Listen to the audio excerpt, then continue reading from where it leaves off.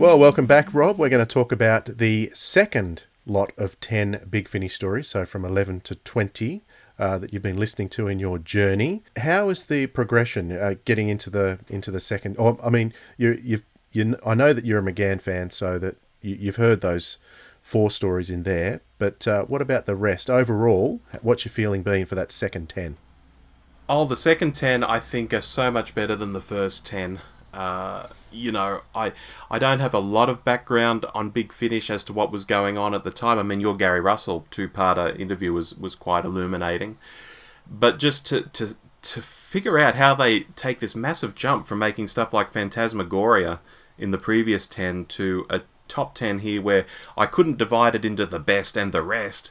To me, they were all pretty much best. I did have a few standouts though. So I was quite surprised by that. I knew I'd like all the McGanns because I'd heard them multiple times already. But some of these other ones I thought, geez, these are quite good too. Some really interesting stuff. So you hadn't heard Holy Terror before? I had never heard the Holy Terror before. I knew it had Frobisher in it, and that was something in the past I thought I should listen to that because Frobisher had been a favourite in the comic. I mentioned a couple of episodes now talking to you that Dwim was the first. Dwim in 1986 was the first Doctor Who magazine I bought, and the comic strip had Frobisher in it. And so Frobisher is very special to me, and even that didn't get me listening to it though. So when I finally heard it, it was a Wow. revelation, and it was quite funny as well. What was your take on Rob Shearman's writing? I like it. I like it very much. It's different, isn't it? Oh, a lot of fun. Am I overstating it to say it would be a bit Douglas Adamsy? It's not quite Douglas Adamsy, but it's in that sort of funny direction where people say really quirky things, but the action just keeps going, and you've really got to stop and think about what someone just said and think, that was clever. I see what you did there. Very good. Very good. It's very quirky, but it goes very dark and disturbing in the second half usually with his writing. So it happened there in Holy Terror. The second half, I haven't heard it for ages, but I seem to recall that it went very dark and disturbing in the second half. Oh yeah, there was a whole reason they were only in that castle, and there was no other world outside. Yeah. Another surprising one for you was Fires of Vulcan. What do you think of Mel coming back? Yeah, I mentioned this at the time, and Bonnie Langford was a revelation in this to me. Like, I'm not a Mel hater per se. I often defend her in Vervoids, for example. I think in Vervoids she's up for adventure. Yeah, she screams once or twice, but on the whole, she's actually quite a good character. But then she just doesn't get written well for the next series or so, and it's not so good. Here, it's like, this is kind of like Colin. What could have been if they were if they were written better as a character and had some better stories to be in.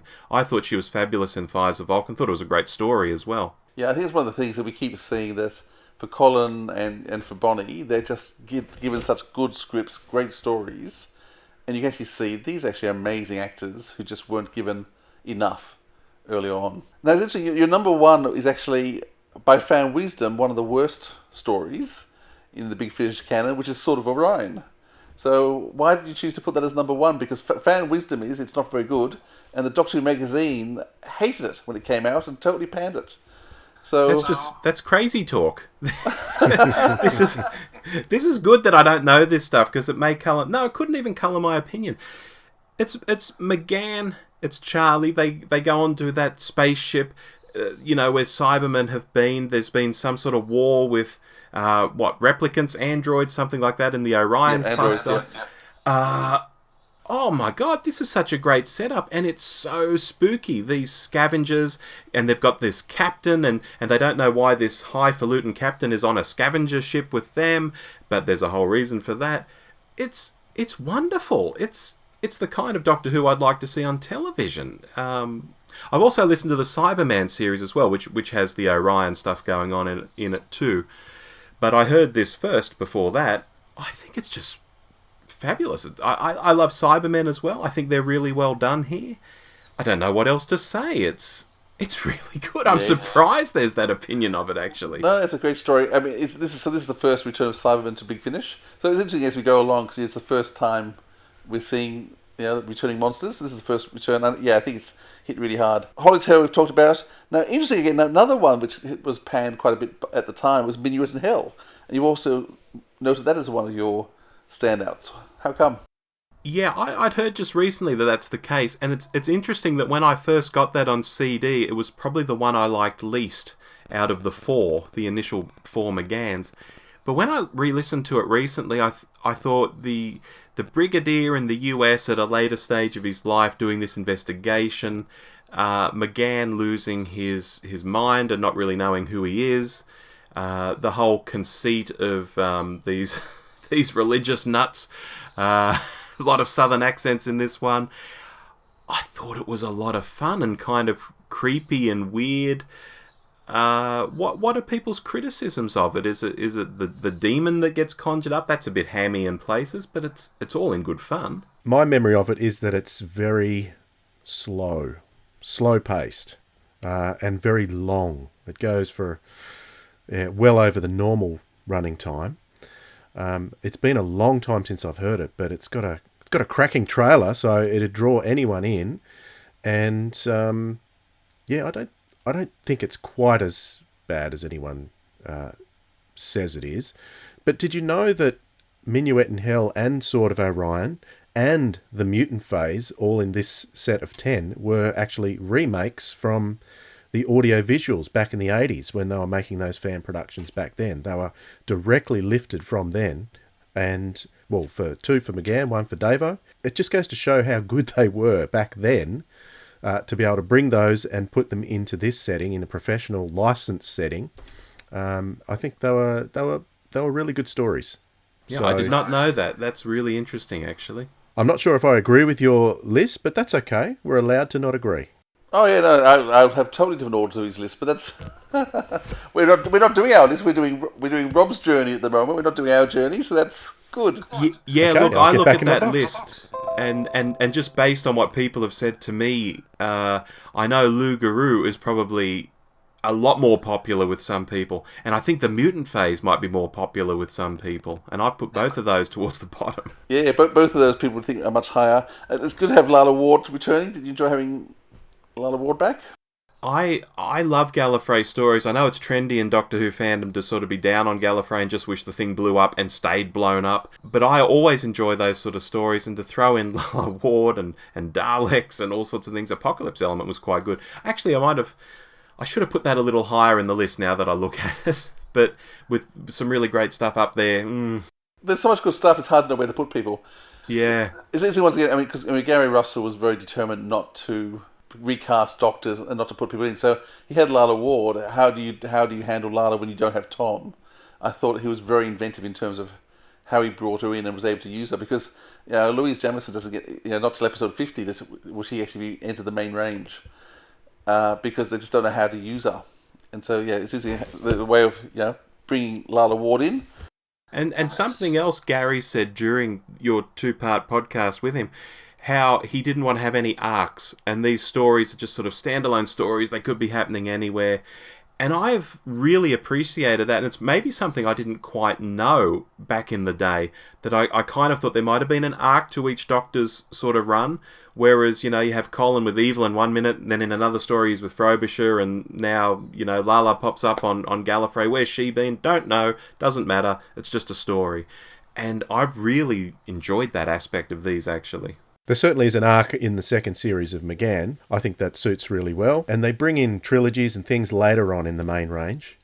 But in these early days, yeah, definitely. Definitely they're very much standalone.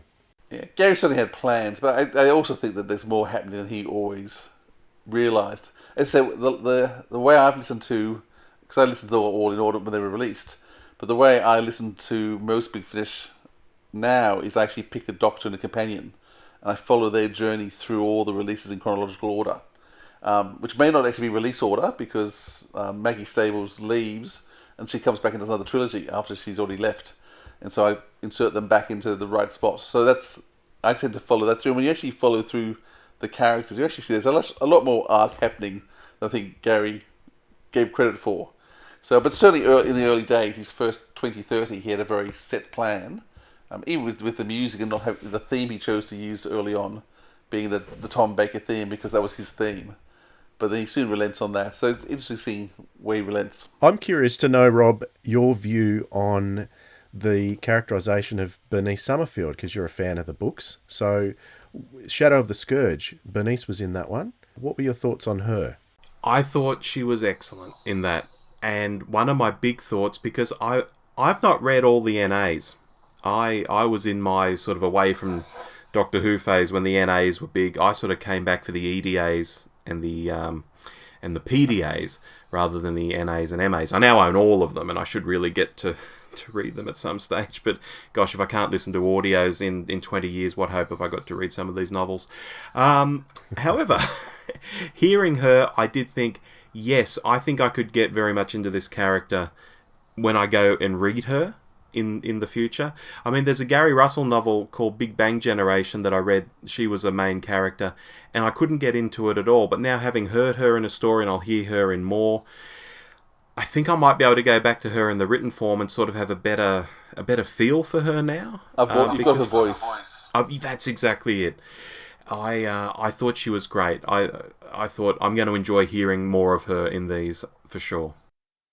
Certainly, I would have put Shadow of the Scourge much higher up, because I actually think it's once again it's inventive. It tries some new stuff. Does it all work? Maybe not, but I do actually like what they've done with Ace and with Benny and the Doctor. I think the three of them have their own stories. They're all heroes and they're almost equal characters, which I thought worked well. But that's okay. And even just the setting, like they're at a convention center or something. Yeah, you know, it's 3 different conventions in one hotel. that's it. It's like that's quite We've good, all been you know? We have. We have. Well, listen, thanks again for your input. It's great to have it. We look forward to hearing how your journey continues. It's a way to go yet, but yeah, thanks for popping on and giving us your views. There's a long way to go. Thank you for having me on.